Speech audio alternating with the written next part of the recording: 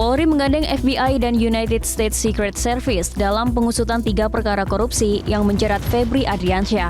Keterlibatan pihak Amerika Serikat dilakukan untuk memeriksa keaslian barang bukti berupa mata uang asing yang disita penyidik.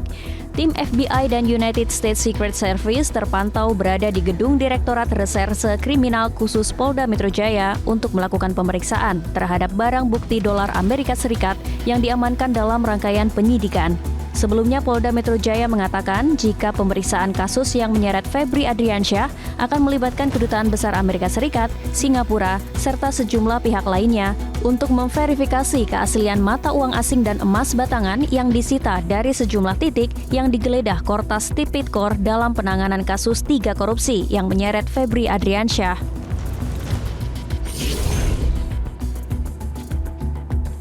Penyidik dari Polda NTT memeriksa 3 anggota DPRD Kabupaten TTU serta seorang oknum ASN. Pemeriksaan terkait dugaan intimidasi terhadap Dr. Ica hingga menyebabkan korban mengakhiri hidupnya.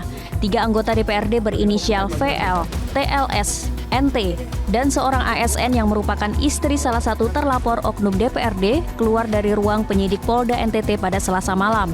Keempatnya enggan memberikan komentar kepada wartawan yang telah menantinya. Para terlapor ini diperiksa secara terpisah di ruangan penyidik Direktorat Reskrimum dan di ruang penyidik Direktorat PPA dan PPO Polda NTT. Sebelumnya, kasus kematian Dr. Ica Pakainoni menjadi perhatian publik yang nekat mengakhiri hidupnya karena diduga mengalami depresi berat akibat intimidasi 3 anggota DPR TTU saat korban sedang menjalankan tugas pelayanan medis terhadap seorang pasien gigitan ular. Keluarga Dr. Ica pun telah 2 kali membuat laporan lisan maupun tertulis ke DPR TTU terkait dugaan intimidasi saat korban masih dirawat. Sementara itu, kuasa hukum para terlapor, Amos Lafu, membantah adanya intimidasi dari para terlapor karena yang terjadi hanyalah sebuah diskusi alot, bukan intimidasi.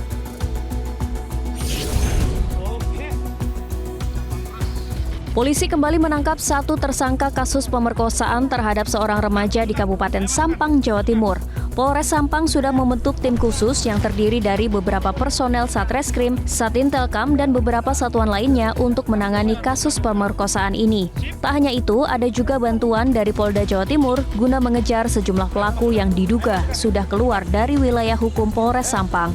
Pelaku berinisial W dan masih berumur 17 tahun ini tidak bisa berkutik usai disergap polisi saat duduk santai di alun-alun Sampang. Dengan penangkapan tersangka W, kini jumlah pelaku tertangkap mencapai 13 orang, sedangkan yang menjadi buronan polisi sebanyak 14 orang. Pemkab Sampang melalui Dinas Sosial setempat akan memberikan pendampingan khusus kepada korban yang mengalami trauma pasca kejadian. Bahkan korban dikabarkan sempat depresi dan tidak mau keluar rumah karena peristiwa yang menimpanya.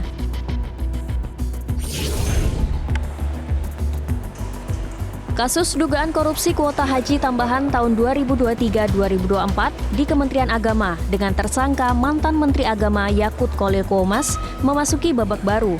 Usai menjalani pemeriksaan KPK sejak Selasa pagi hingga siang hari, mantan Ketua Banser NU ini mengaku berkas perkaranya telah P21 alias lengkap dan akan menghadapi persidangan. Sementara itu KPK juga menyebut telah melakukan pelimpahan perkara kuota haji ke tahap 2. Berkas perkara, alat bukti, dan tersangka telah diserahkan ke penuntutan. Selanjutnya, jaksa penuntut memiliki waktu 14 hari kerja untuk menyusun surat dakwaan. KPK sebelumnya telah menetapkan 4 tersangka dalam kasus korupsi kuota haji ini, diantaranya mantan Menteri Agama Yakut Khalil Qomas dan Isfah Abidal Aziz alias Gus Alex, mantan staf sus Yakut.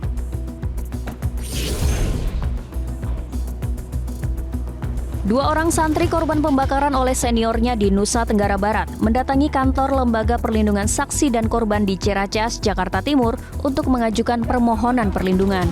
Kedatangan 2 korban ini didampingi langsung oleh Kementerian Pemberdayaan Perempuan dan Perlindungan Anak serta anggota Komisi 13 DPR RI Rieke Diah Pitaloka. Rika menyebut bahwa Kapolda NTB sudah menginstruksikan kepada Direktorat PPA dan PPO agar berkas perkara dilimpahkan ke tingkat kejaksaan dalam waktu 1 bulan. LPSK menyatakan akan melakukan penelaahan lebih lanjut untuk memastikan bentuk perlindungan yang akan diberikan kepada korban. Jelajahi cara baru mendapatkan informasi. Download Metro TV Extend sekarang.